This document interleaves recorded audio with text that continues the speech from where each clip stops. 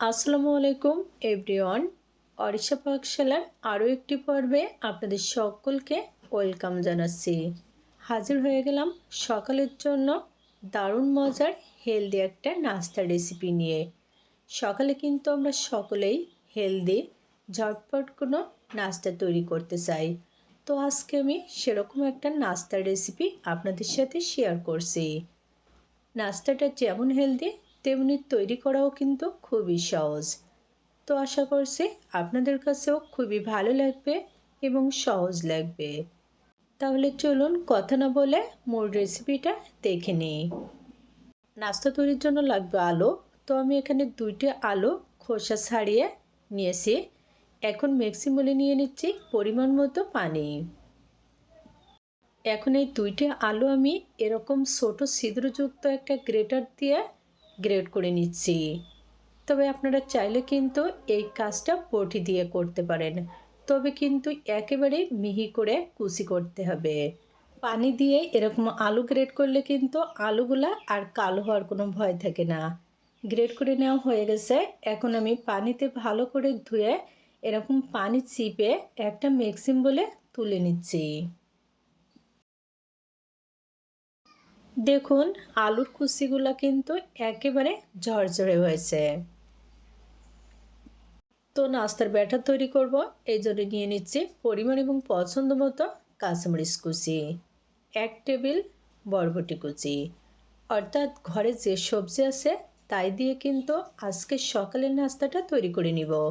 Half cup পরিমাণ tomato কুচি, 1 table পেঁয়াজ কুচি, স্বাদ মতো লবণ, 1 চিমটে হলুদের গুঁড়া, 1 চিমটে কালো গোলমরিচের গুঁড়া, হাফ টি টেবিল ভাজা গরম মশলার গুঁড়া, হাফ টি টেবিল আস্ত জিরা,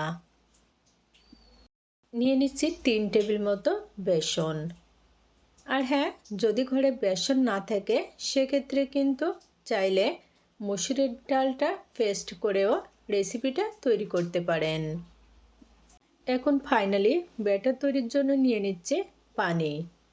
সবটুকু পানি কিন্তু একসাথে নিব না, এরকম অল্প অল্প করে পানি দিয়ে ব্যাটারটা তৈরি করতে হবে। মিশ্রণ কিন্তু আমার তৈরি করে নেওয়া হয়ে গেছে। তো একেবারে শেষ পর্যায়ে দিয়ে দিচ্ছি আটা। এখানে আমি 2 টেবিল মতো আটা দিয়ে দিচ্ছি।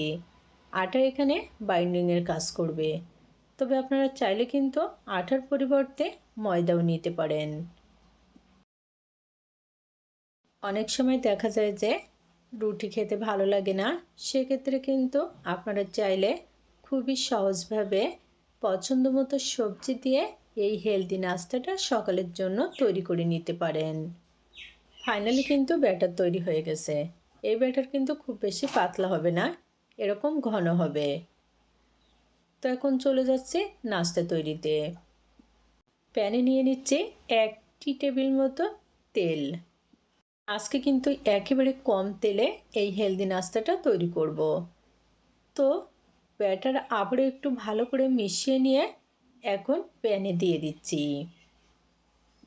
আজকে কিন্তু নাস্তার সাইজটা আমি খুব বেশি বড় করছি না, এরকম মিডিয়াম সাইজে তৈরি করে নিচ্ছি। আর এই নাস্তাগুলো কিন্তু খুব বেশি পাতলা হবে না, একটু মোটা করে তৈরি করতে হবে, তাহলে কিন্তু খেতে বেশ সুস্বাদুই হবে। চুলার আঁচটা কিন্তু অবশ্যই মিডিয়াম টু লোতে রাখতে হবে। আজকের নাস্তাটা কিন্তু খুবই তাড়াহুড়ো করে তৈরি করে নেওয়া যাবে যদি আপনি সবজিগুলা আগে থেকে কেটে ফ্রিজে রাখেন, তাহলে কিন্তু সকালেই কোনো রকম ঝামেলা ছাড়াই এই নাস্তাটা তৈরি করে নিতে পারবেন। আর হ্যাঁ, বরাবরের মতো আমি অনুরোধ করছি, যদি আমার আজকের এই নাস্তার রেসিপিটা ভালো লাগে তাহলে অবশ্যই চ্যানেল সাবস্ক্রাইব করে পাশে থাকবেন। বেশ কয়েকবার উল্টে পাল্টে নাস্তাগুলা ক্রিস্পি করে ভেজে নিচ্ছি। দেখুন 3 থেকে 4 মিনিট ভেজে নেওয়ার ফলে নাস্তায় কিন্তু দারুণ সুন্দর কালার চলে এসেছে, আর সেই সাথে ভাজা হয়ে গেছে। তো এখন নাস্তা তুলে নিচ্ছি। সবগুলা নাস্তা ঠিক একইভাবে তৈরি করে নিচ্ছি। দেখুন, সবগুলো নাস্তা আমি একইভাবে তৈরি করে নিয়েছি। আজকে কিন্তু খুবই সহজভাবে সকালের জন্য পছন্দ মতো সবজি দিয়ে হেলদি একটা নাস্তার রেসিপি আপনাদের সাথে শেয়ার করলাম। যাদের রুটি খেতে ভালো লাগে না, তারা কিন্তু চাইলে পছন্দ মতো সবজি দিয়ে সকালের জন্য এই হেলদি নাস্তাটা তৈরি করে নিতে পারেন। তো আজকের মতোই এখানে বিদায় নিচ্ছি। আবারও দেখা হবে নতুন কোনো রেসিপি নিয়ে। সবাই ভালো থাকবেন, সুস্থ থাকবেন। আল্লাহ হাফেজ।